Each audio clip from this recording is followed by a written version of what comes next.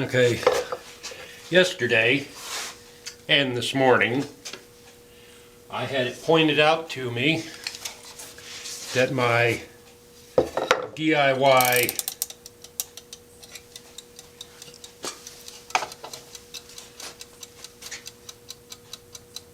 screw chuck, I usually have it sitting on my Nova with 2-inch jaws, that when I was doing the tailstock cutting with the slicer in my video, that this could possibly pop off.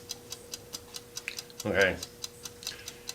Well, I've had 16-inch bowls on it, but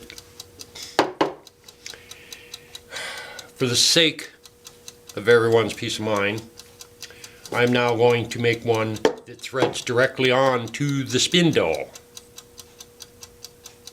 so it can't be torn loose. Well, 99.9% sure it can't be torn loose. So, I've got a piece of mulberry. It's good and dry. I call it woodcrete. It's about that hard right now. So, I'm going to get my hole drilled for the Beal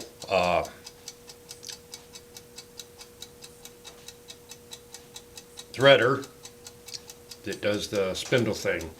So I got to turn this down. Don't want to scare anybody.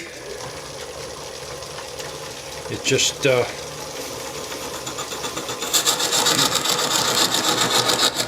I tend to have a lot of confidence after many years working with tools in ridiculously stupid conditions. I just have a lot of confidence that what I'm doing is going to work. Maybe I shouldn't. Oh yeah.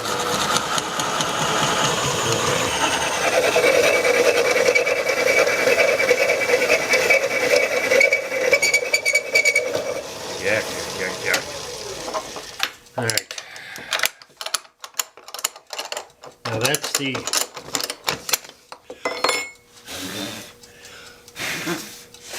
hole that I'll be threading, and before I do thread it, I want to drill the hole all the way through where my lag bolt will go.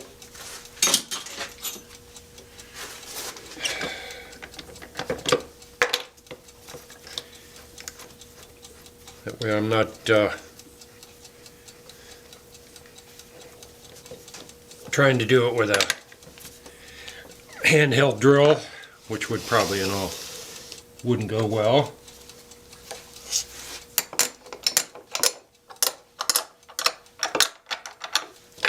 Let's see.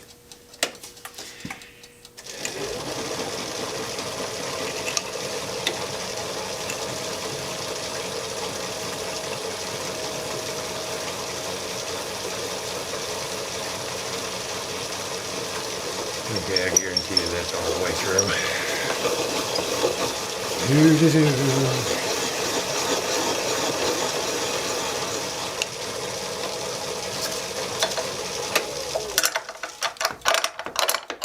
I probably should have made one of these a while back.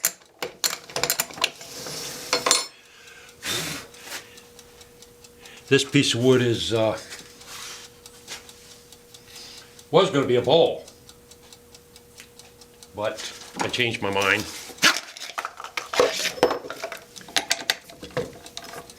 And I really don't like some of our native woods here are not the most pleasant things to work with. Oh, come on, you long-winded thing. Okay. Alright. That's what I was afraid of.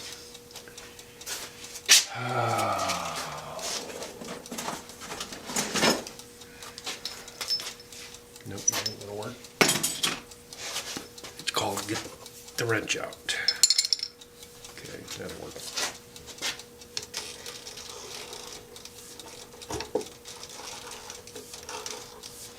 That's supposed to be a 5/8 chuck. I'm gonna have to investigate that. Now this usually drills or threads nicely. This is a brand new tap.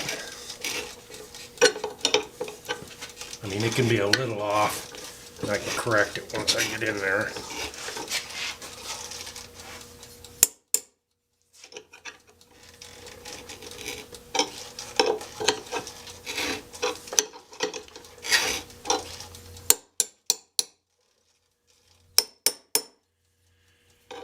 See, this is why I don't like doing them this way.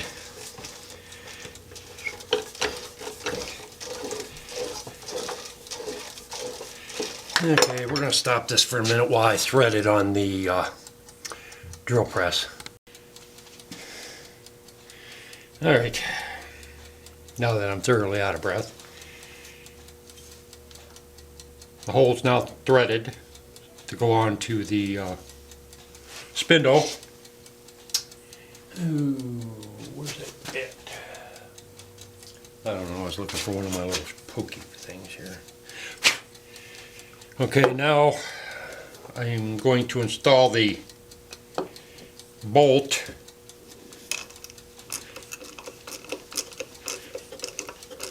which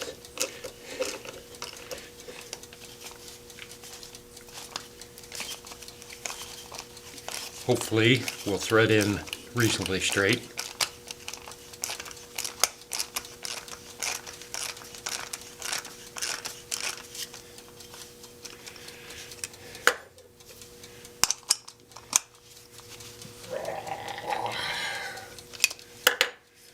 Okay, it appears to have done that. Okay. Now, in some cases, depending on what type of wood you're using, yeah, that's straight. You might want to put some epoxy on the bolt near the threads near the head. Put some epoxy on there so when you run that bolt in, it'll give you a little more grip. I've never had any of these come loose. I suppose I just haven't got a big enough catch or something yet, I guess, but so far I haven't got anything come loose like that. Anyhow, it's on the spindle, got a bolt. Next step is to get the junk out of the way. Just even up the surface so that it'll more or less be nice and flat. And you want it slightly concave, not a lot, just a little bit, so that the support is out to the edge of this. That way whatever you put on there will not wobble. It will be sitting on this outer edge all the way around, which makes it much safer. The whole purpose is not to have any wobble that's going to cause you to get a catch or put too much strain on the bolt. Get rid of that. Get this.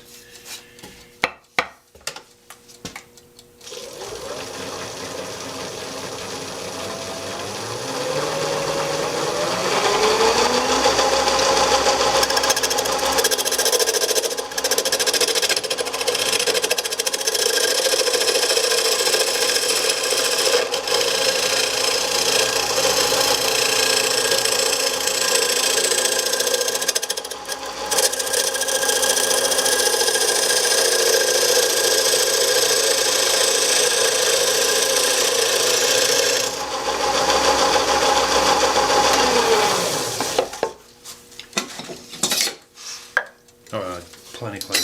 Actually, it's probably a little too much.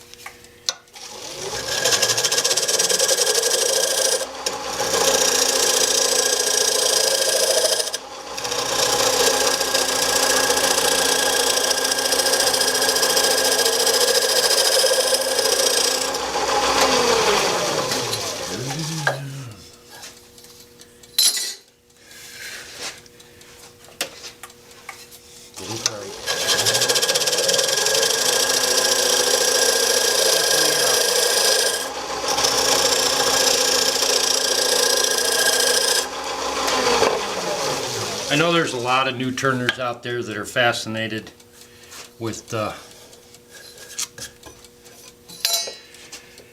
lot of stuff that the more experienced turners do, and that's good. It gives them a desire to learn. I try not to teach them anything that's beyond their level. I mainly do it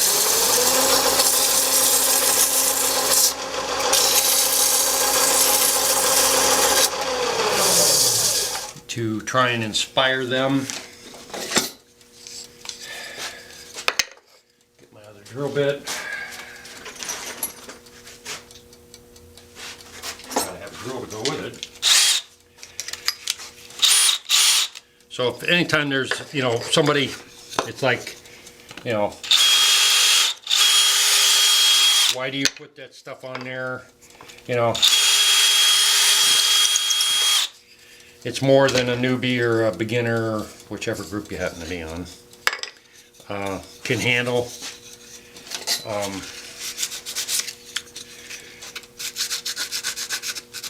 With experience, they'll be able to do it if they care to.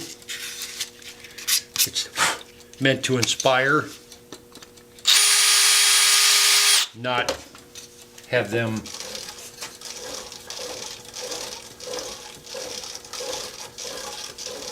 get in trouble and go over their head. Now, I always make these bolts longer because in a soft wood, like some of the cedars and stuff I sometimes work with, you want a lot of grip, because you get into the bigger bowls, softwood, you want all the grip you can get. You get down into the hardwoods that are 12 inches and under would be a safe area. You don't need that much bolt.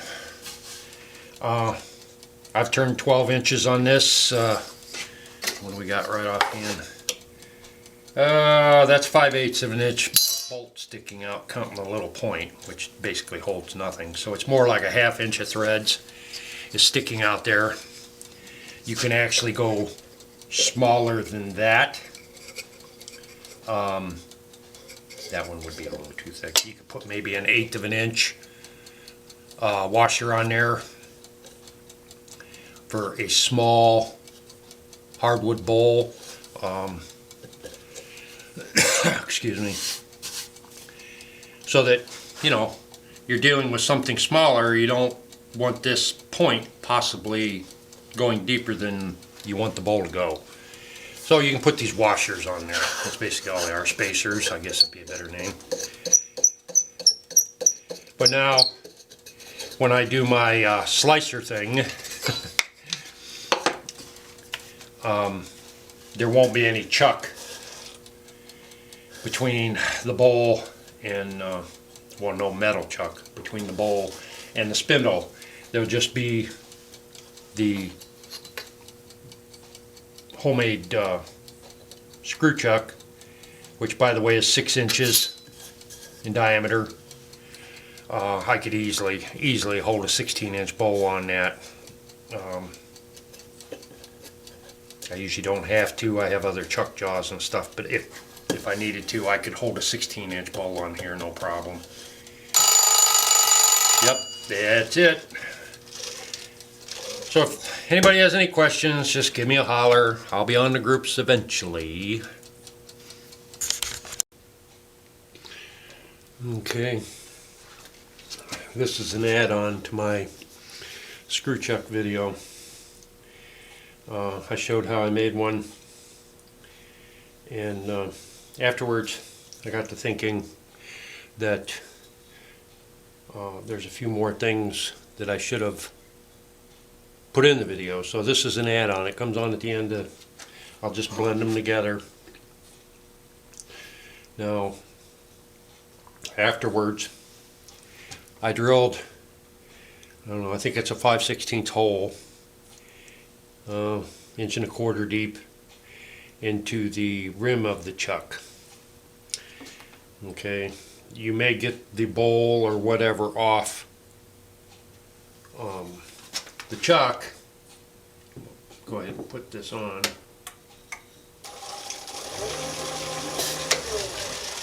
Okay, you may just be able to wind your bowl right off. But, gee, due to the turning pressure and everything, now you can't get this off, right?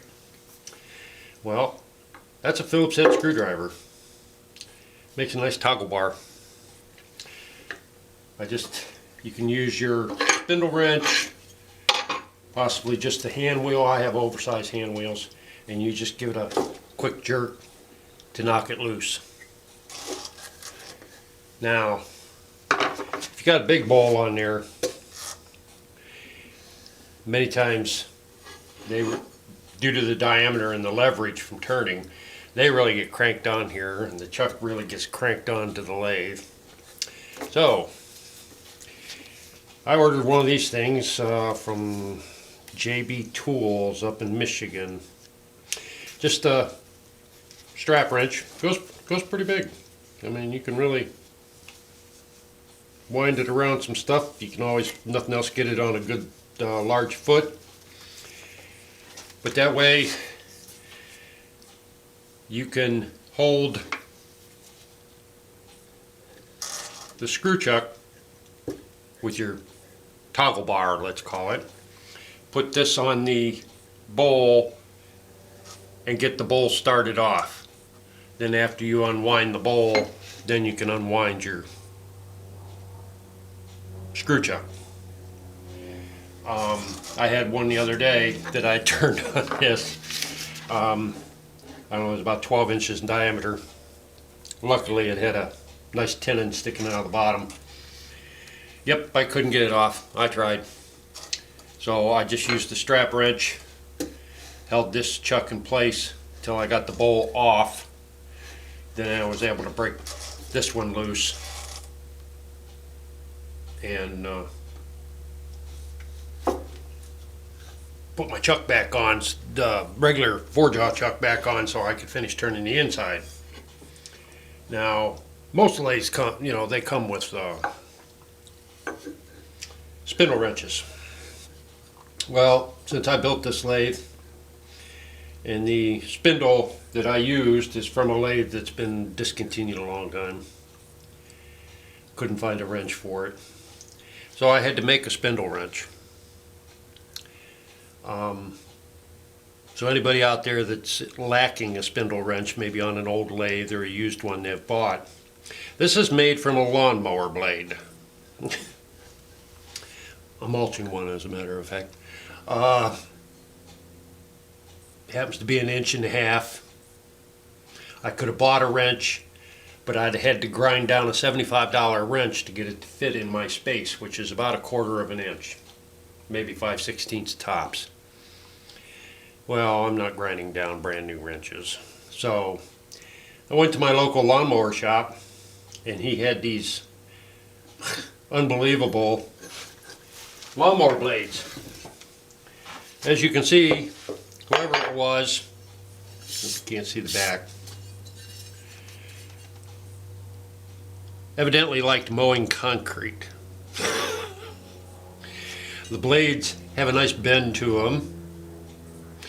They're approximately 3/16 of an inch thick. I don't know what steel they're made out of. I tried bending this back flat with a hammer and just about bounced it off my forehead when it sprung back, because that stuff is unbelievable steel. Never seen lawnmower blades that were that sturdy. But it makes a good wrench. All I had to do is heat up here on the handle, had to heat it enough on each side so I could drill a hole so I can hang it off my little nail here next to the lathe. But if you get in a jam for a wrench, don't throw away the lawnmower blades. They can come in handy. I just used a ankle grinder with a thin disc to cut it out. Worked out real good. So yeah, that's I wanted to add on about the wrench bit on getting the bowl off, getting this chuck off, because they can get jammed on there, and I don't want somebody calling me dirty names because you never told me that type thing.